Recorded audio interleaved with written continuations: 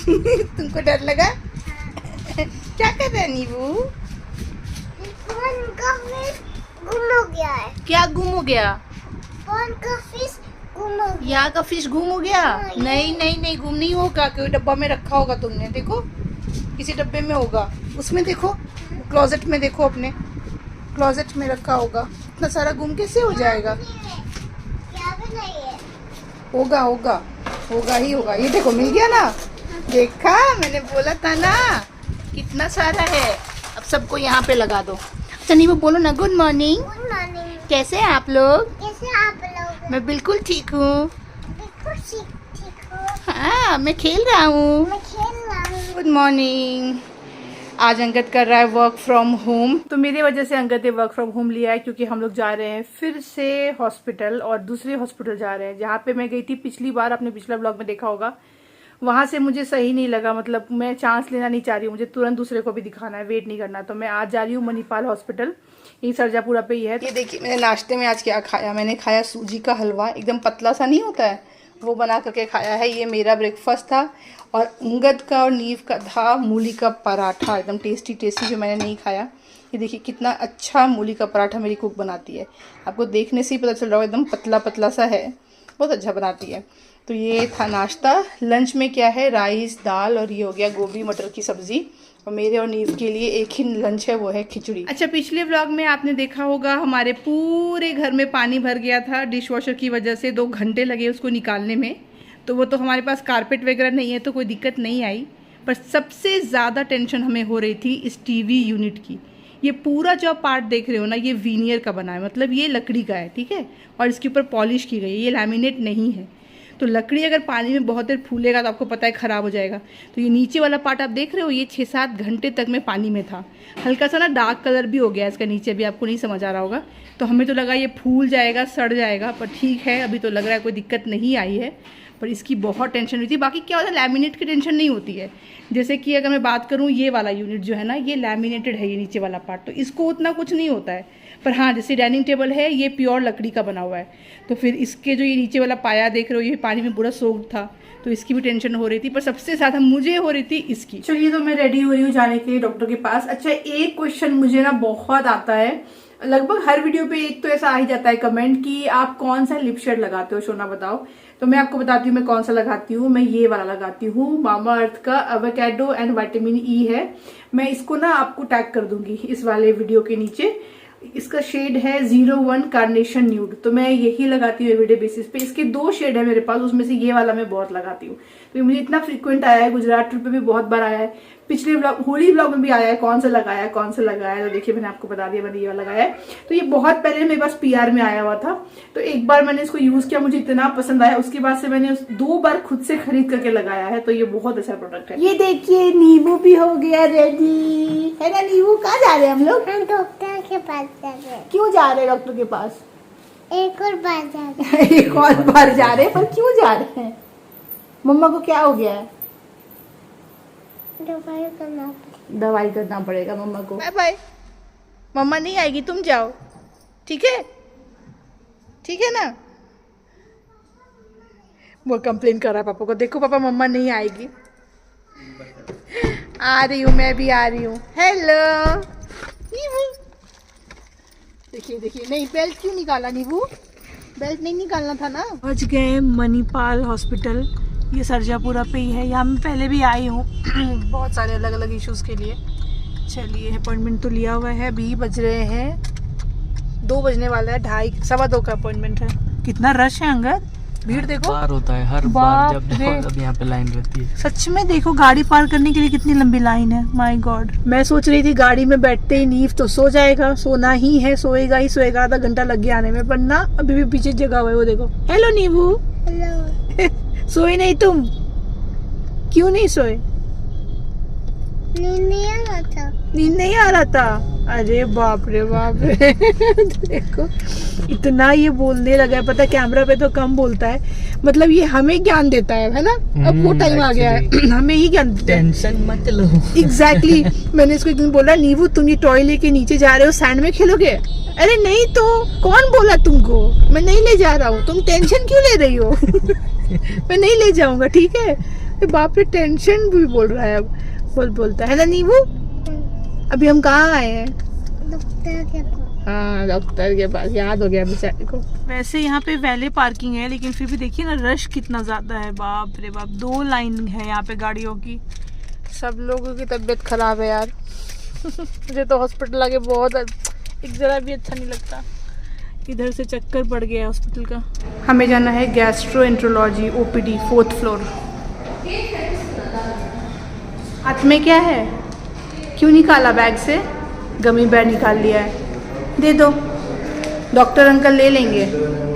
बोलेंगे कौन सा बच्चा है जो गमी बेयर खाता है, इसको भी गैस बन जाएगा। दे दो।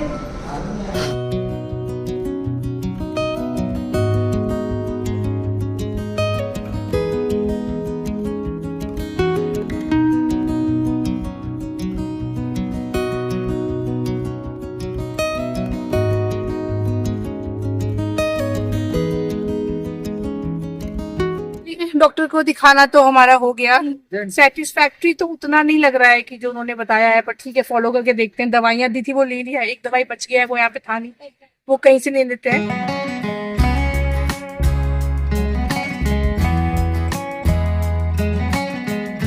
नींबू सो गया देखिए, और जस्ट हम हॉस्पिटल से 10 मिनट का ड्राइव करके आए हैं और सो गया है। हम लोग आए हैं अभी होटल में चाय कॉफ़ी पीने के लिए। सोया है, उठेगा कि नहीं। सोचा था कि इसको भी इडली वडली कुछ खिला दूंगी। अंगद बोल रहा है कॉइन इडली ट्राई करो आज, नींबू को अच्छा लगेगा।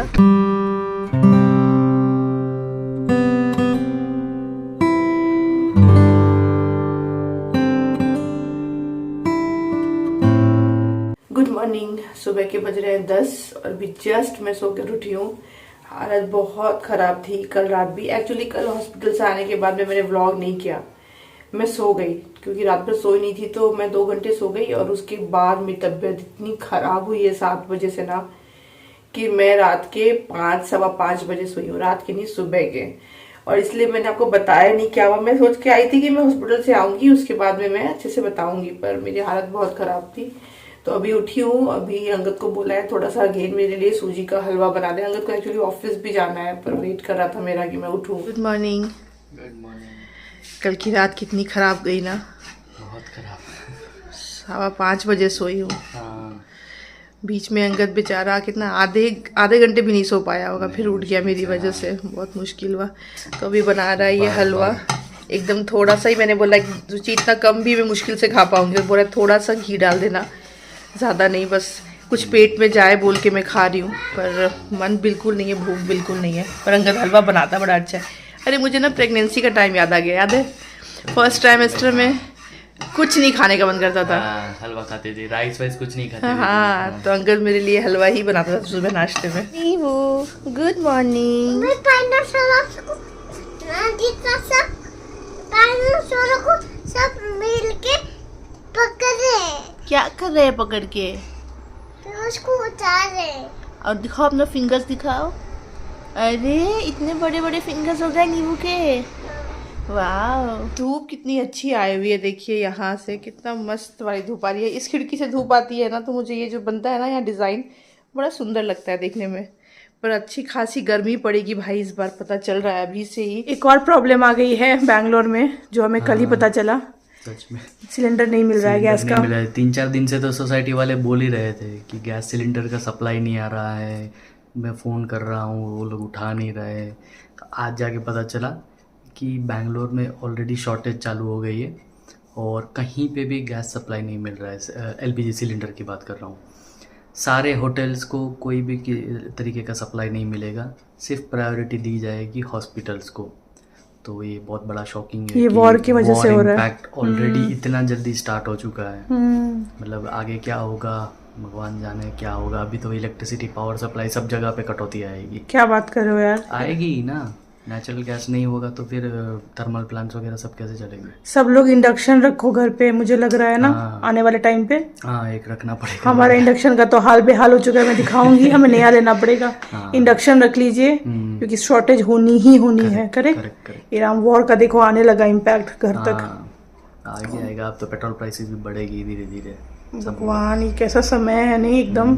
कहीं से कुछ अच्छा सुनने को नहीं मिलता है। खैर अंगद ऑफिस जा रहा है। और तुम कितने बजे निकलोगे ऑफिस से? 3 बजे? 3 o'clock। ठीक है, तो मैं भी 3 बजे निकल जाऊंगी। मैंने कहा ना हमारे वाले इंडक्शन का हाल बेहाल है। ये देखिए पूरा फट गया है। तो ये जब हम लोग वापस लेके आ रहे थे राजकोट से ना फ्लाइट में, तो पता नहीं क्या हो गया, पूरा क्रैक आ गया। देखिए अब यहाँ से भी तो इसको यूज़ करना तो पॉसिबल है नहीं, तो नया ही लेना पड़ेगा। वरना ये लिया हुआ था हमारा, इतना अच्छा भी था, पर क्या हालत हुआ है देखिए।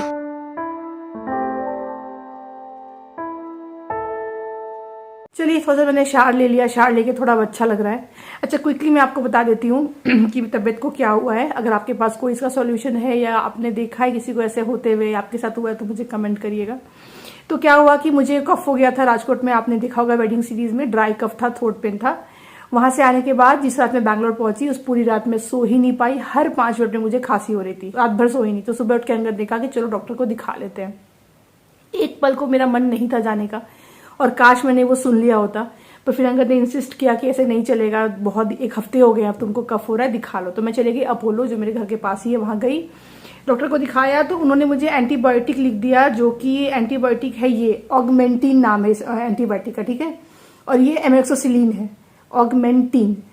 तो जब उन्होंने ये प्रिस्क्राइब किया तो उन्होंने कोई एंटाएसिड नहीं लिखा। मैंने वहां पे डॉक्टर को बोला कि सर कोई एंटाएसिड नहीं लेना है इसके पहले, हमेशा एंटीबायोटिक खाने से पहले आपको एंटाएसिड लेना होता था कि को एसिडिटी ना हो। तो उन्होंने कहा नहीं, खाने की जरूरत नहीं है, आप ब्रेकफास्ट करने के बाद दवाई खाओगे तो चलेगा।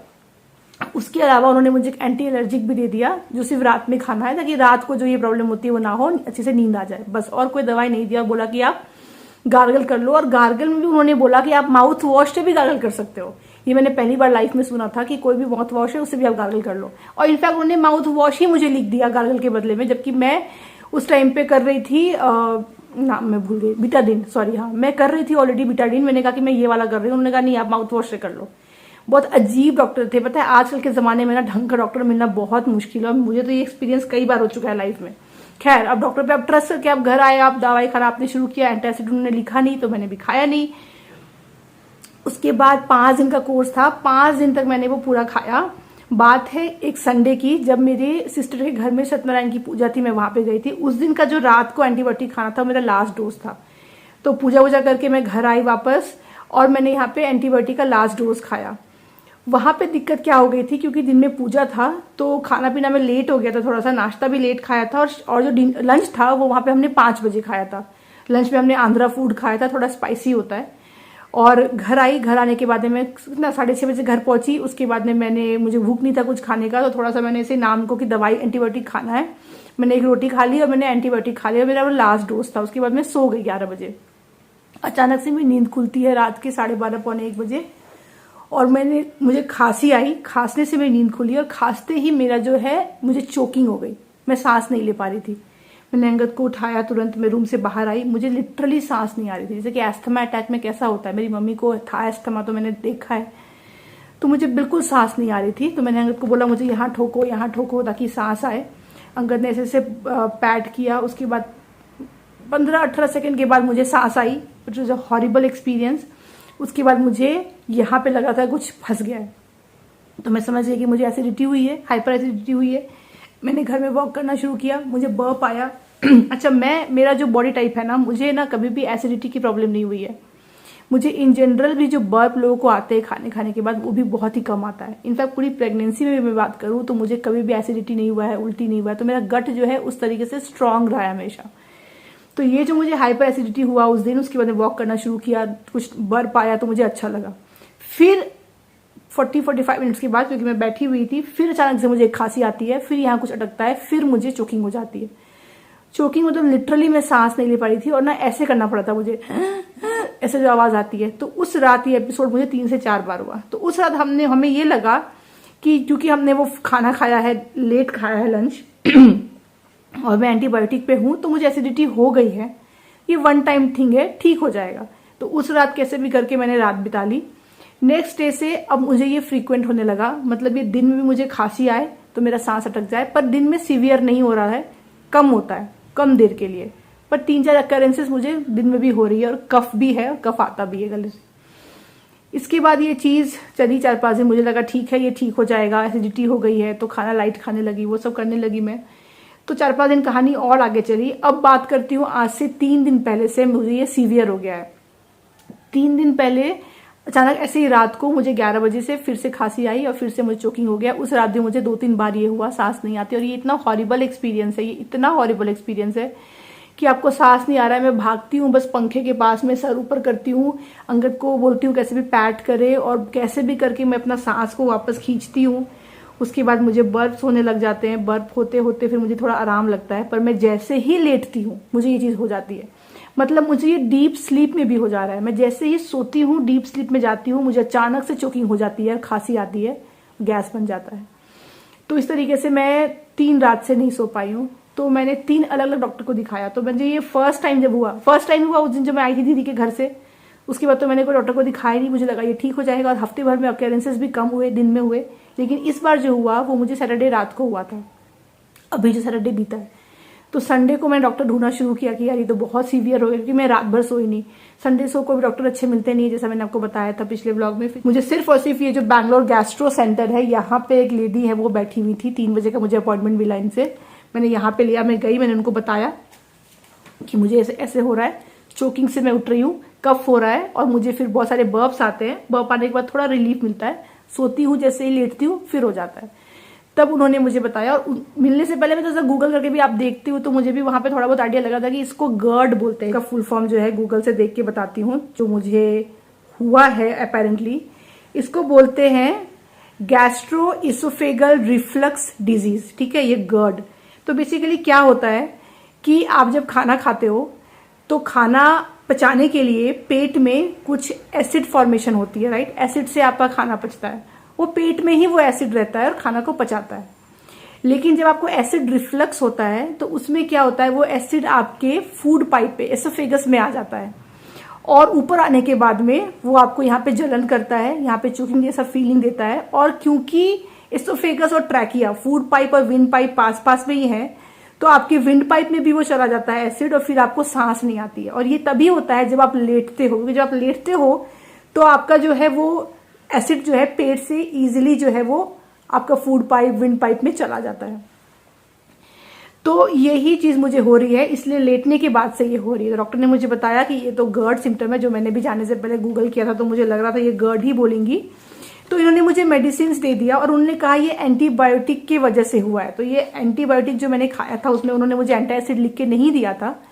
तो उन्होंने कहा कि एंटीबायोटिक से वैसे भी ये डिस्टर्बेंस होती है, गैस फॉर्मेशन होता है, पेट डिस्टर्ब होता है, प्लस आपको एंटासिड भी नहीं दिया था, तो ये उससे हुआ है। और क्योंकि मेरा पहले गट स्ट्रांग था, मुझे हिस्ट्री नहीं रही है एसिडिटी की, तो उन्होंने कहा कि ये इसकी वजह से ही हुआ है। तो पहले 1 हफ्ता आप दवाई लेकर के देखो, जो मैं लिख के दे रही हूँ। अगर वो 1 हफ्ते में रिलीफ नहीं मिलता है तो हमें इंडोस्कोपी करना पड़ेगा, जो मुंह से पाइप अंदर डालते हैं, कैमरा डालते हैं और देखते हैं कि अंदर इसोफेगस और सारा कुछ कैसा है।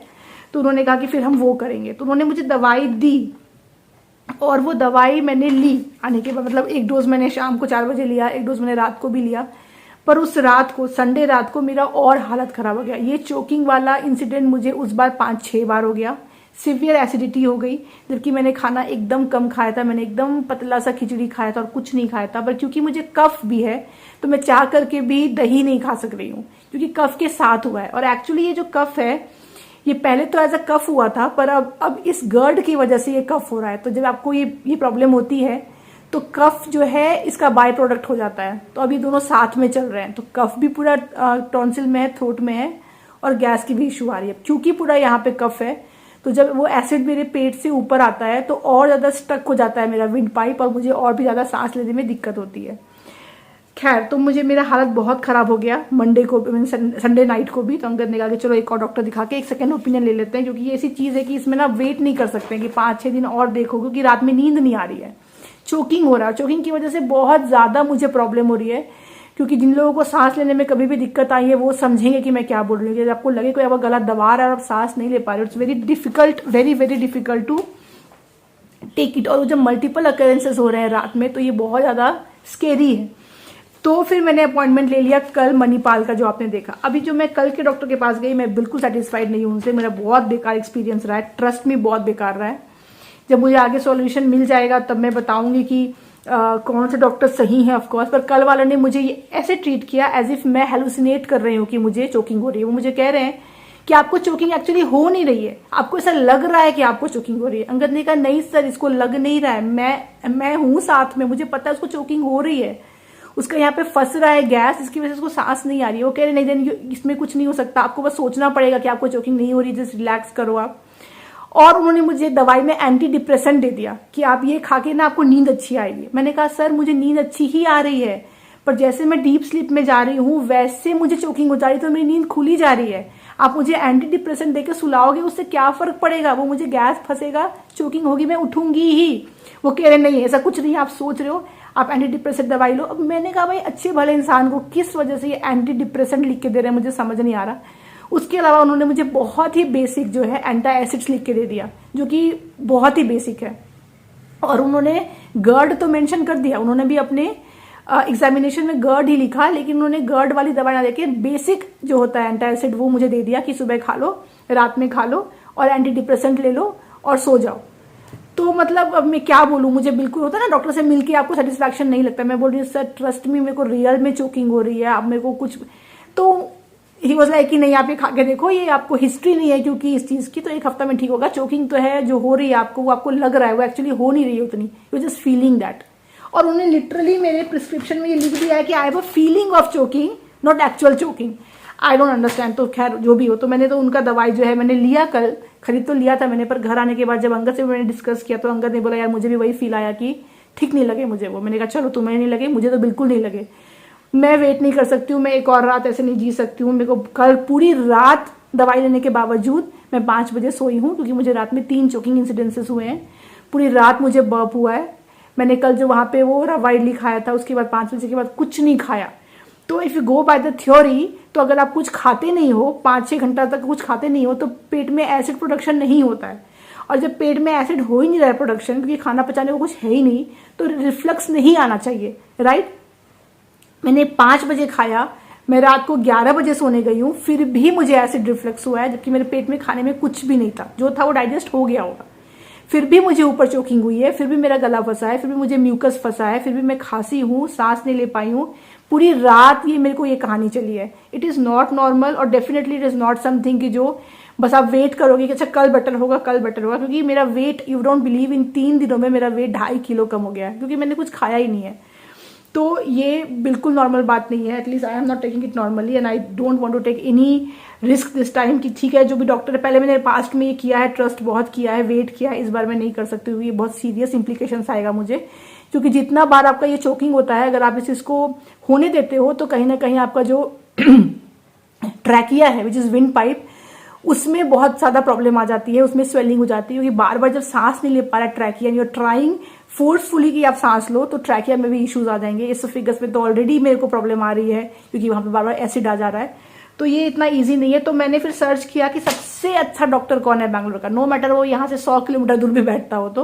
तो बनशंकरी या बसवनगुड़ी, बनशंकरी में शायद मुझे डॉक्टर मिले हैं, जिनका मैंने जब रिव्यूज पढ़ा तो उसमें कुछ लोगों ने यही प्रॉब्लम से भी कुछ लोग मिले हैं उनसे, और अच्छे रिव्यूज है। तो मैंने अंगद को बोला भले ये दूर है, अब मैं ये पास नहीं जाने वाली हूँ, मैं जा रही हूँ उनके पास। तो मैं और नीव जा रहे हैं, बाद में अंगद ज्वाइन करेगा, उनको बताती हूँ। स्पेशली मुझे रिलीफ चोकिंग से पहले चाहिए। आई एम ओके कि मुझे उल्टी हो जाए, अगर गैस बना है उल्टी हो जाए, I am still okay with that. डकार आए, I am still okay with that, but the choking thing has to stop because it is creating serious issues with my brain. क्योंकि मुझे वो जो फीलिंग आ रही है ना कि अब मैं लेटूंगी चोकिंग होगी, वो बहुत डरावनी है। और सच में जितनी बार लेट रही हूँ हो रही है। अब आप सोचोगे छोड़ना कि आप नॉर्मल तकिया पे मत सो, आप इंक्लाइन तकिया पे सो। मैं आपको एक चीज दिखाती हूँ। तो जब मुझे ये प्रॉब्लम हो रहा था, ऑफकोर्स आप थोड़ा सा स्टडी करते हो कि कैसे ठीक किया जाए, तो हर जगह आ रहा था कि आप इंक्लाइंड पिलो पे अगर सोगे तो आपका जो ये एसिड रिफ्लक्स है ये नहीं होगा। तो मैंने ऑलरेडी एक देखिए ये इंक्लाइंड पिलो मंगा लिया। तो मैं इस इंक्लाइंड पिलो पे ही सोती हूँ, ताकि जो है सर और ये पार्ट जो है ऊपर रहे, तो वो जो एसिड आता है पेट से एसोफेगस तक आता है वो ना आए। पर it is also not helping. इसी पे सोई मतलब लेटती हूँ पर हेल्प नहीं हो रहा, तो ये भी हेल्प नहीं कर रहा। लोग कहते हैं, डॉक्टर्स कहते हैं कि 3-4 घंटे पहले खाना मत खाओ सोने से पहले, तो ये प्रॉब्लम नहीं आएगी। भाई मैंने तो 5-6 घंटे पहले खाना खाया था, फिर भी ये प्रॉब्लम आई है। तो मतलब ये सब कोई रिलीफ मुझे मिल नहीं रहा है। It is all created by that antibiotic. वो उसने मुझे एंटीबायोटिक जो दिया और एंटी एसिड नहीं दिया, उसकी वजह से ये क्रिएट हुआ है। और कोई प्रॉब्लम नहीं थी, मुझे हिस्ट्री नहीं है मेरी बिल्कुल भी इस चीज की। तो जो भी है यही अभी सिचुएशन है। तो जा रही हूँ मैं डॉक्टर को मिलने के लिए, नए वाले, उनको बताती हूँ, लेट्स सी वो क्या बोलते हैं। और अगर मुझे लगेगा कि नहीं ठीक होया तो मैं सामने से ही प्रपोज करूंगी कि आप मेरा एंडोस्कोपी करना चाहते हो तो भाई कर लो, एक बार देख लो अंदर में क्या प्रॉब्लम हुई है। But this is something I don't want to drag along कि कोई नहीं 1 हफ्ता में ठीक होगा, 2 हफ्ता में ठीक होगा। ये बहुत, नींद नहीं आना रात को और इतना प्रॉब्लम होना एंड चोकिंग होना is not good for your mental health as well. तो यस, हम लोग बहुत ज़्यादा परेशान हैं। ये पिछले 3 दिनों में सबसे ज़्यादा परेशान है। तो बताइए क्या किसी को ऐसा एक्सपीरियंस हुआ है, कुछ आइडिया है आपको भी कभी चोकिंग हुई है, कैसे आपको रिलीफ मिला वगैरह वगैरह, जो भी हो सके तो बताइएगा। ऑन दिस नोट मैं आज का वीडियो यहीं तक रखती हूँ और आशा करती हूँ आगे मुझे रिलीफ मिले, मुझे कुछ सॉल्यूशन मिले, वो मैं आगे आपको भी पास ऑन करूँ ताकि कोई आपके पहचानने वाले हो जो इस प्रॉब्लम से गुजर रहे हो, आप उनको बता सके और उनकी भी हेल्प हो सके। मीनवाइल मुझे कैसे हेल्प मिलेगी मैं वही सोच रही हूँ और उसके लिए भटक रही हूँ। कुछ ना कुछ हो जाएगा, ये तो ट्रस्ट है कि कुछ ना कुछ रास्ता निकल जाएगा। बाकी जितना झेलना लिखा है तो उतना झेलूंगी। आपने देखा ना, डिश वॉशर खराब हो गया।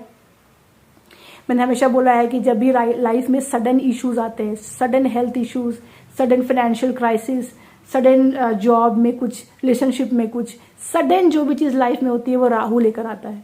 और राहु जब भी खराब होता है तो उसका एक असर इलेक्ट्रॉनिक अप्लायंसेस पे भी आपके घर का दिखता है। और आप ये रिलेट कर ही सकते हो कि मेरा डिश वॉशर ख़राब हुआ, घर में पूरा पानी भर गया और मेरी तबीयत भी इतनी ख़राब अचानक से हुई है। और किसी भी डॉक्टर से जब आपको हेल्प नहीं मिलती है तो वो भी राहु ही क्रिएट करता है। तो 100% अभी मेरे लाइफ में राहु प्रॉब्लम क्रिएट कर रहा है, पर कहीं ना कहीं उसका सॉल्यूशन भी मिल जाएगा। चलिए, ऑन दिस नोट मैं आपसे मिलती हूँ अगली बार। तब तक आप लोग अपना ख्याल रखिए और मेरे वीडियोज़ को देखते रहिए। Bye bye.